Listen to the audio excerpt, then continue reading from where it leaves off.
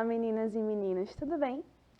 Eu sou Camille Borba e serei a professora de língua portuguesa de vocês do 9º ano de hoje. Antes de começarmos, queria apresentar Plínio, Plínio agora, que fará a nossa tradução para Libras, o que torna nossas aulas muito mais acessíveis. E lembrem-se que nossas aulas estão no canal do YouTube Educa Recife. Por lá vocês podem ver, comentar, interagir, mas temos também uma novidade, o aplicativo do Educa Recife. Para baixar, vocês podem entrar tanto nas lojas dos aplicativos, tanto para Android quanto para iOS, como vocês também podem apontar os seus dispositivos para a tela agora, onde nós podemos ver um QR Code para os usuários de Android. Então, a gente vai deixar um pouquinho na tela. Então, você que tem Android, pegue seu celular, seu tablet, aponte aí, baixe o aplicativo, certo? E também temos aplicativos para o iOS. O QR Code vai aparecer na tela agora. O que está na tela agora é para os dispositivos iOS, certo, gente? Então, apontem para a tela, baixem. Aí vocês, mas Camille, o que é que tem de mais nesse aplicativo? Então, gente, com esse aplicativo a gente vai ter uma interação. A gente pode entrar no chat, fazer perguntas, respostas. A gente vai ter atividades e todas as nossas aulas estão lá. Então, baixem o app, entrem no canal, comentem, curtam, digam o que vocês estão achando, porque assim eu também posso adaptar melhor minhas aulas. Preciso desse feedback para que a gente consiga ajustar nossos caminhos, tá certo? E hoje nós vamos continuar o estudo do panfleto, gente. Vocês lembram? Então, hoje vamos continuar o estudo do panfleto e folheto. Mas para isso, a gente vai primeiro ter uma hora da revisão. E o que é que vai acontecer agora? A gente vai ver o que é um panfleto, né? Então, panfleto é o quê? É um texto publicitário curto, impresso em folha avulsa, com distribuição corpo a corpo, feita em locais de grande circulação. Mas reparem que esse conceito de panfleto foi o que eu dei para vocês aula passada, não foi? Mas eu pergunto, vocês lembram que a gente já falou de polissemia? Polissemia é aquela característica da língua em que uma mesma palavra, um mesmo significante, pode ter diversos significados. E a mesma coisa acontece com os folhetos. A definição que eu dei anterior foi uma definição de um panfleto publicitário, de vendas de serviços e tal. Mas vocês lembram que a gente também pode vender ideias? E o panfleto pode ter outro sentido além do que vimos aula passada. Então, panfleto, segundo o dicionário, pode ser um escrito satírico ou violento, geralmente político. Então, seriam esses panfletos políticos, os panfletos que vão se encarregar de divulgar as ideias. E aí vamos conhecer um pouco o panfleto na história, né? Porque o panfleto foi um gênero nessa acepção política bastante forte em diversas revoluções. Revolução Francesa, Revolução Inglesa, as revoluções do Brasil, a Revolução de 1817, por exemplo, mas nós vamos chegar lá. Tanto é que, para falar dessa parte histórica, eu trouxe aqui um convidado maravilhoso e ilustríssimo, que vocês já conhecem, mas aí a gente já vai ver quem é. Em meados do século XIX, na falta das redes sociais e aplicativos de mensagem, o debate político e suas tensões encontrou nos panfletos um suporte ideal de difusão dos pensamentos. Eles eram pregados em postes ou distribuídos. Importante lembrar que essas brochuras, esses panfletos eram baratíssimos. Então, às vezes, em algumas localidades, eles costumavam custar menos que um pão, por exemplo. E eles chegavam ao público mais rapidamente que livros ou jornais impressos, até porque temos que lembrar que a maioria ainda não era tão alfabetizada. Então, parte do conhecimento desses panfletos era adquirido pela oralidade, porque os que sabiam ler declamavam os panfletos em praça pública. E por quê? Porque também o panfleto tem esse aspecto de uma linguagem persuasiva, de uma linguagem emotiva. Por quê? Para mover, para motivar, para engajar, né? E aí, aqueles que não sabiam ler, eles conseguiam ter acesso a esse conteúdo como? Ouvindo. E os grandes discursos, os grandes debates políticos eram feitos em praça pública, diferentemente de hoje, né, que as redes sociais têm esse papel, eu diria que quase esse papel, a mesma função do panfleto, né? E aí, para falar um pouco mais sobre panfletos e sobre a Revolução de 1817, eu convidei o professor Henrique Nelson, de História, e LT também, que vocês já conhecem, que eu acho que vocês já viram hoje. E ele fez a gentileza de vir aqui falar um pouquinho pra gente, para eu também não sair falando besteira de história. Tudo bom, Henrique? Bem-vindo, é sempre um prazer tê-lo aqui. Olha, eu acho um luxo participar das aulas de língua portuguesa, fico aqui aprendendo sempre. Já tive há pouco, né, com a aula de LT, né, hoje eu abri a sessão. Mas é o seguinte, Camila, acho que nem precisa, você já estava, né, trazendo umas discussões que são muito importantes. Eu penso, inclusive, que os folhetos, né, eles foram muito importantes na disseminação mesmo do conhecimento, como eles começaram a se propagar, a se espalhar, né? Por quê? Porque é importante a gente pensar o seguinte, a impressão de papéis, ela começou a acontecer a partir do século XV. A gente sabe que a invenção da tipografia, né, que é a máquina que realmente prensava o papel, imprimia, né, ele foi inventado ali por volta de 1444, 43, 44, pelo Johannes Gutenberg. Até então, como é que acontecia? A gente tem uma sociedade que não era letrada, que não era alfabetizada, a grande maioria de pessoas não sabiam ler nem escrever, mas existiam algumas poucas pessoas que, né, escreviam esses papéis e colavam lá, como você colocou, nos postes, mas um lugar muito comum era na porta da igreja. E aí quem sabia ler, lia para as outras pessoas que estavam ali ao redor, né? E vão, né, enfim, receber a notícia, saber de alguma questão, de alguma disputa política. Mas quando a imprensa, né, ela é inventada, esses panfletos, eles começam a se propagar, a se difundir. Eu chamo a atenção, por exemplo, para o caso da reforma protestante. As reformas religiosas, particularmente o Martinho Lutero, ele utilizou muito, né, os panfletos para defender as suas ideias, para divulgar as suas ideias. Inclusive, ele chegava a ter disputas até engraçadas, porque ele xingava, né, seus opositores, aqueles que discordavam dele, ele xingava mesmo, nome feio. E esses panfletos se espalharam ali pela região, no centro da Alemanha, e ajudaram também as pessoas a questionarem, né, o papel da Igreja Católica e tal. Então eu diria para vocês o seguinte, que ao longo da história, em um momento que a gente não tinha os grandes jornais, uma imprensa já organizada, ou livros que circulavam, né, pela sociedade de forma mais, enfim, em grande quantidade, esses panfletos, esses folhetos eram fundamentais, porque era através daqueles textos curtos que estavam circulando que as pessoas tomavam conhecimento. Até porque havia também réplicas e tréplicas e disputas através, né, desses panfletos. Me corrija se eu estiver equivocadíssima, mas em um momento em que você tinha uma sociedade que não era tão letrada, mas os que eram letrados também botavam fogo, né? Então era comum você ter panfletos e respostas e tréplicas e réplicas e todo esse debate político era feito através dessas trocas, né? Que também depois, e aí você me corrija se eu estiver falando besteira, mas os jornais depois vão ter também essa função de circular as ideias e de ter essas sessões de discussão. Não só histórica, como também no âmbito da crítica literária.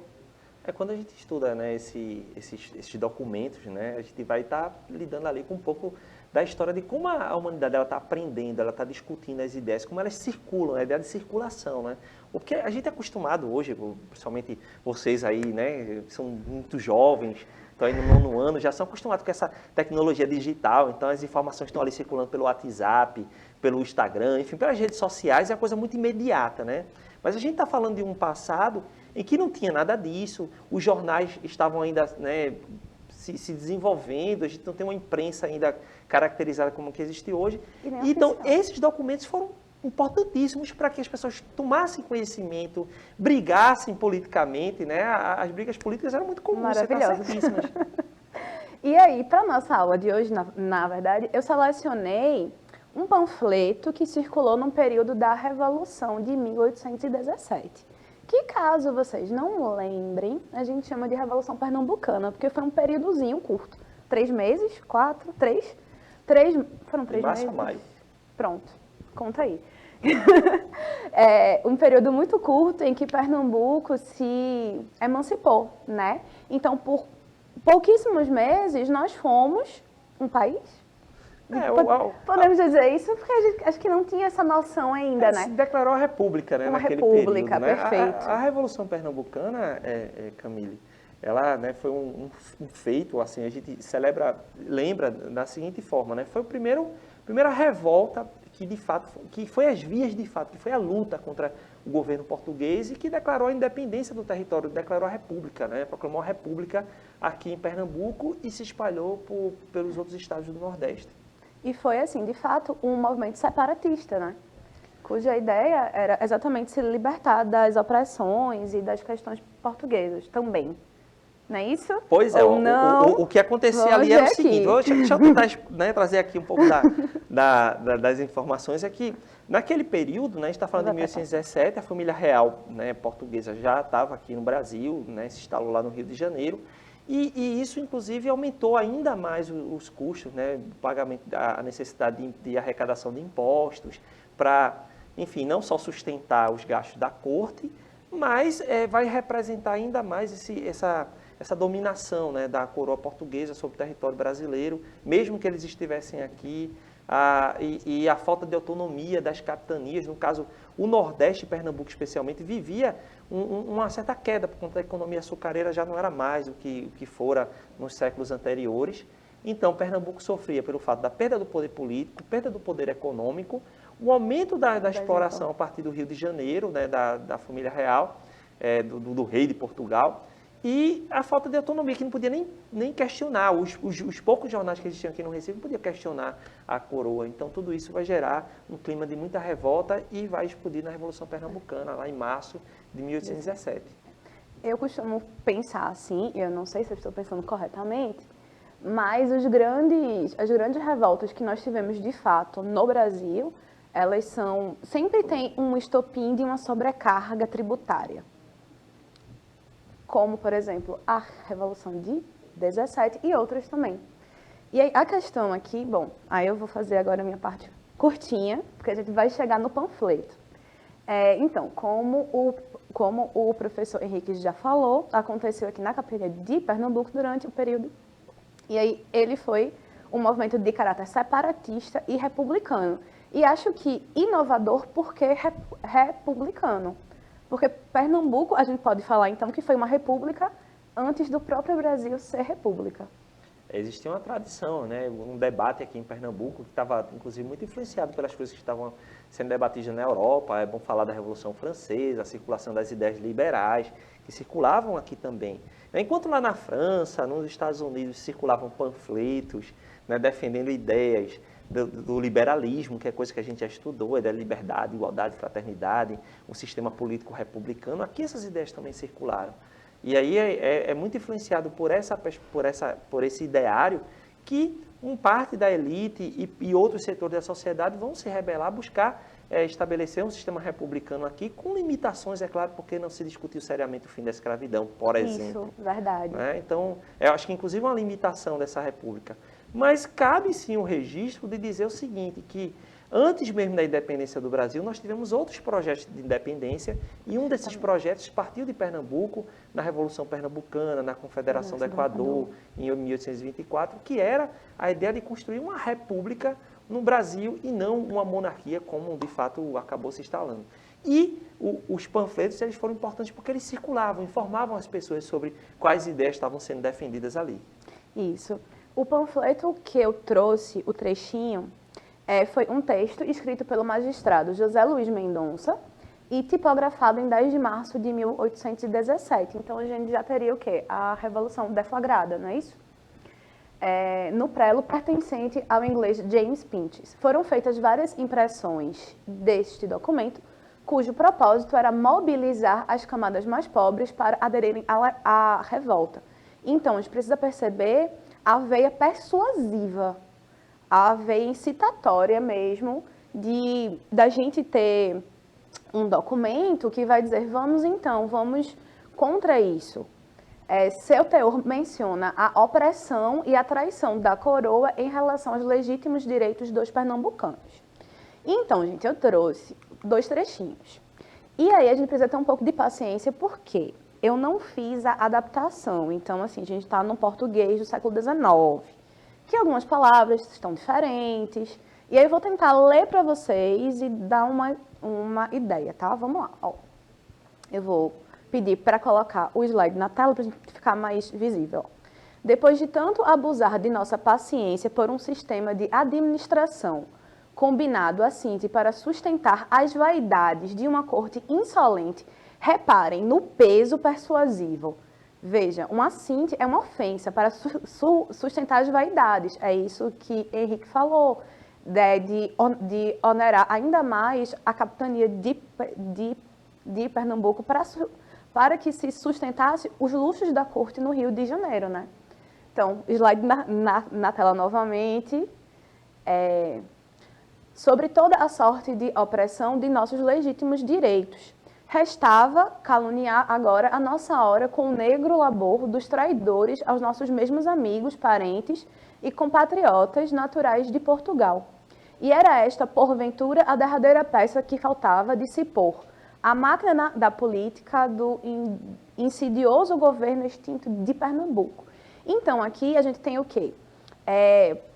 Um clamor para que se faça justiça, para que se corra atrás daqueles amigos pernambucanos, mas que são de Portugal e que foram sofrendo algumas repressões, talvez.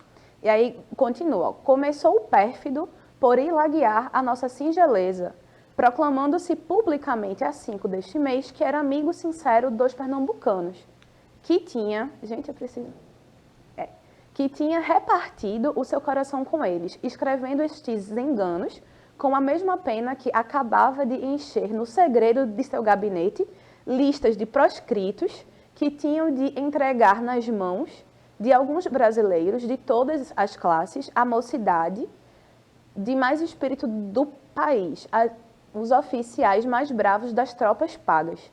Em uma palavra, os filhos da pátria de maior esperança, o mais distinto merecimento pessoal.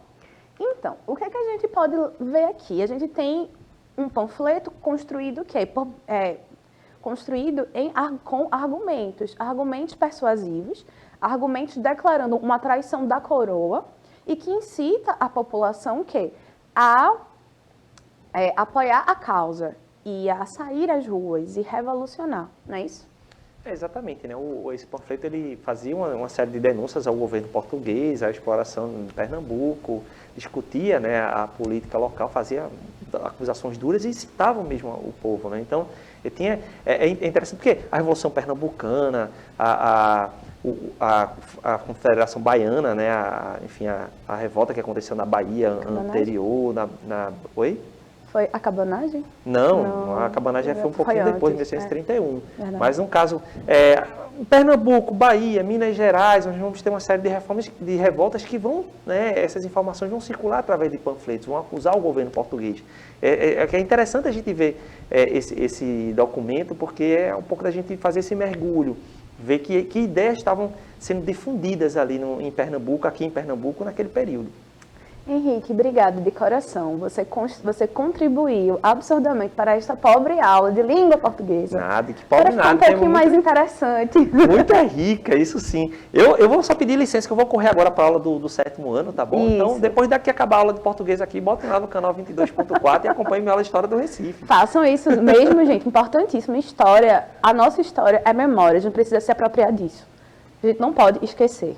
Né? Obrigada, Henrique, mais uma vez. Você é adorável. Um beijo. Beijo. Então, vamos continuar aqui nossa pobre aula de língua portuguesa, falando sobre argumentos. E aí, vocês já lembram que é argumento, e a gente já viu que no panfleto anterior, o argumento ele é essencial para o convencimento. E o argumento podem ser vistos como provas que servem para negar ou afirmar um fato. Sem eles, o texto limita-se a expressar julgamentos pessoais. A argumentação é um recurso de persuasão e está presente em gêneros comumente a publicidade e a propaganda, porque eles são gêneros que tem o objetivo de persuadir. E aí, para conseguir tal objetivo, a publicidade usa diversos gêneros, inclusive o panfleto. E a gente tem algumas características da linguagem persuasiva, como o emprego de figuras de linguagem, como comparações, hipérboles e eufemismos, uso do modo imperativo nos verbos, alusão ao mundo conhecido do público-alvo, objetivando a aproximação. Então, a gente vai ter que usar referências que o público conheça, emprego de trocadilhos. E eu trouxe aqui por cima algumas definições das figuras de linguagem mais comuns, como, por exemplo, a comparação, que consiste em exaltar a semelhança entre os dois elementos comparados. Só que tal semelhança ela é explícita. Então, a gente precisa das conjunções comparativas, como, tal qual, assim como. Então, no exemplo, Recife é como a Veneza brasileira. A hipérbole, que seria esse exagero da linguagem, né? A fim de intensificar uma ideia. Então, quando a gente quer persuadir, a gente precisa do quê? Exaltar. E aí, por exemplo, a gente tem aqui o exemplo Chorei um rio de lágrimas. O eufemismo, que seria o contrário da hipérbole, já que o eufemismo consiste em uma atenuação. Então, para a gente evitar algumas expressões chocantes, desagradáveis. Então, Ana descansou na última semana aos 89 anos. Descansou aqui é um eufemismo para morrer. E a gente tem o uso do modo imperativo, que é aquele modo que nós já vimos, que vai implicar uma ordem, um pedido, um comando. Então, venha conhecer as mais belas praias do Nordeste. E a gente tem a função apelativa da linguagem, que é essa função focada no destinatário para persuadi-lo de algo. O discurso publicitário, que nós veremos nas próximas aulas, com mais detalhe, faz bastante uso dessa função. Tá? Então, entonação apelativa, uso de verbos no imperativo, vocativos, pronomes na segunda pessoa, uso explícito de argumentos e emprego da ambiguidade. E aí a gente tem, os panfletos podem ser frente e verso ou só frente. E aqui um tutorial curtinho sobre como a gente pode fazer um panfleto. Então, é necessário o quê? Que a gente planeje, veja o público-alvo, mensagem, valor. Como tem limite de espaço, você tem que selecionar as principais informações, certo? As cores precisam ser atraentes para impactar visualmente o leitor, utilização de imagens consistentes que façam sentido, evitar termos técnicos e deixar o texto visualmente compreensível. Incluir todas as informações, como o nome da empresa, site, e-mail, conta de redes sociais e principalmente, gente, contato, tá certo? E aí, para casa, eu queria que vocês imaginassem que vocês abriram um pequeno negócio na pandemia e aí vocês produzissem um panfleto. Se ficou um pouquinho corrido esse final, aí vocês podem voltar, dar um pause, olhar as instruções direitinho. Mas, na verdade, nossa aula fica aqui hoje um pouquinho. Ela foi um pouco diferente, porque a gente teve a participação maravilhosa do professor de História e eu espero que isso tenha enriquecido vocês. Então, relembrando, panfletos o quê? São persuasivos, podem ser usados na publicidade ou, como vimos, foi largamente usado na história. Vocês têm recursos persuasivos, que são as figuras de linguagem. Vamos voltar aqui, que eu dei uma corrida, mas pode voltar um pouquinho. Que a gente tem aqui, então a gente tem uma entonação apelativa, que é quando a gente vai usar essa função da linguagem para convencimento. Os verbos no imperativo, que nós já vimos, as figuras de linguagem como hipérbole, eufemismo, comparação, metáfora. Lembrando que as figuras de linguagem são um universo, então a gente tem diversas.